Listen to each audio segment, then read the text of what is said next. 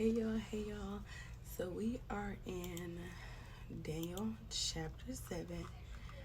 Um, I'm gonna try to get this in one part, but Daniel was a little bit longer than the ones I've been doing lately. So let's go ahead. Daniel chapter 7, chapter context. The chapter is the intersection of two different, this chapter is the intersection of two different divisions in the book of Daniel. This is the last passage written in Aramaic, the common language of the world at that time. It's also the first segment focusing on prophecies shifting from a record of events in the past to show a glimpse of the future. The passage connects to other descriptions of the end times, such as those found in Revelations chapters 13, 19, and 20. So let's go ahead and get into the breakdown part 1. The book of Daniel can be divided into two languages as well as two themes. The first portion of the book describes events that happened during Daniel's earthly life. Starting in chapter 7, this focus shifts to prophecies about the future. Likewise, the first portion of the book is mostly recorded in Aramaic, Daniel's 2:4 through 7:28, rather than Hebrew. Excuse me. This represents how those stories are meant to carry a message to the non-Jewish world. Daniel chapter 7 is where the segment devotel together. The last chapter is speaking to the world at large, and the first emphasizing events of the end times. These prophecies are among the most impactful in the entire Bible. Concepts introduced here will be reflected in Jesus' ministry and echoed in the book of Revelations. Y'all go read Revelations, don't be scared. Daniel experiences a prophetic dream. He sees heaven directed, winds rolling in the Mediterranean Sea, from which four animal-like creatures, in parallel with Nebuchadnezzar's earlier dream, Daniel's 2 through 32, and then verses 37 through 38. The first symbol represents the Babylonian Empire, depicted as a winged lion. The second beast looked like a bear. The details coordinate with Nebuchadnezzar's dream image of the Medo-Persians. Persians. The third creature symbolizes the Greek under Alexander the Great, Daniel's 2:32, and then verse 39. These correspond to the predicted line of empires that would dominate the Mediterranean region, Daniel 7:1 through 6.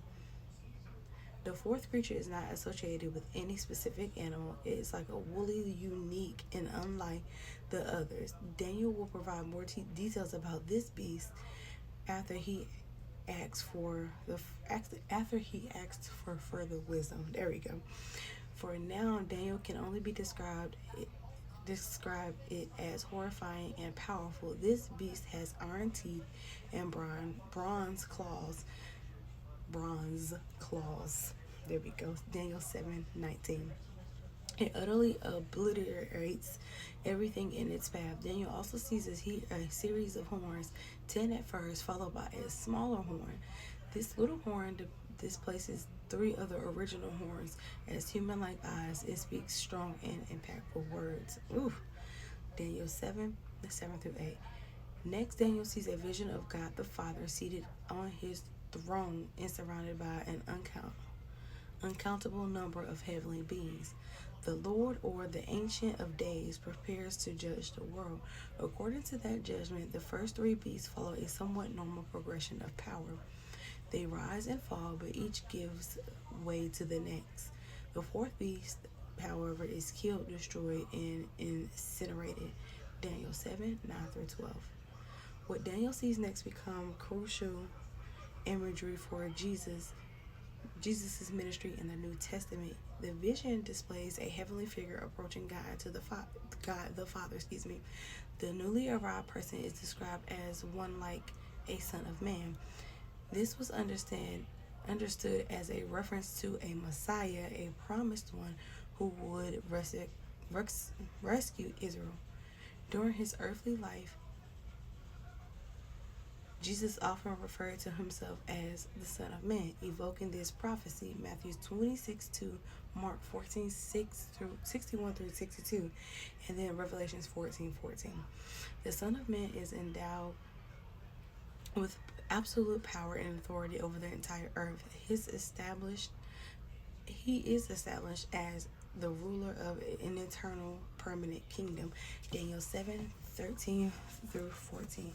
Though Daniel was gifted in understanding visions, Daniel 1:17, he was still human. These images made him anxious. They suggest something dire in the future. Words they were not immediately understood, probably making them even more intimidating. So, Daniel asked one of the nearby heavenly beings for help. Many commentators believe this is the angel Gabriel. Luke 1:26 through 38. Gabriel is later tasked specifically with explaining prophecies to Daniel. Daniel 8:16 and 9:21. The being explains that the beasts are four kings or nations which will come from humankind. He reassures Daniel that God's people will have an unending kingdom. Eternal unending kingdom, Daniel 7:15 through 18. Ooh. Daniel presses for more understanding of the fourth beast. Here he gives more details about what he saw. The creature had iron teeth and bronze claws. The little horn that displaced three others is credited with making war on God's people and winning. This victory was temporary, lasting only until the judgment of God, which defeated this evil figure. Daniel 7:19 through 22. The same being who explained the other images provides an explanation of this fourth beast and the little horn. As prophecies go, this is unusually directed in simple interpretation. The fourth beast in Daniel's dream is a unique form of government that will utterly dominate and conquer the entire world. There will be 10 kings and some kind of rulers or leaders in this worldwide empire. A new leader will emerge, somehow defeating 3 of the original 10 leaders. This figure will blaspheme God, persecute his saints, and arrogantly presume to change God's law. Yet his time will be short, 3.5 years. Daniel 7:23 through 25. When the time is right, the same court of judgments Daniel saw earlier, Daniel 9 through 10, will obliterate this evil kingdom and its rulers. The people of God will be restored. Believers will be given an eternal place in an everlasting kingdom, serving God. Amen. Daniel 7:26 through 27. Even though he knows what the visions mean, Daniel is still deeply affected by what he sees. His face grows pale or perhaps flushes with magnitude of these future events. He writes down his dream and the meaning. Perhaps Daniel did not share this experience with anyone other than in his written account, or he may have committed himself to studying the visions further. In one of those ways, or perhaps both, he holds the prophecy in his heart. Dagnabbit, it's gonna have to be 2 parts. I really try to get through this in one, but come back for part 2, y'all.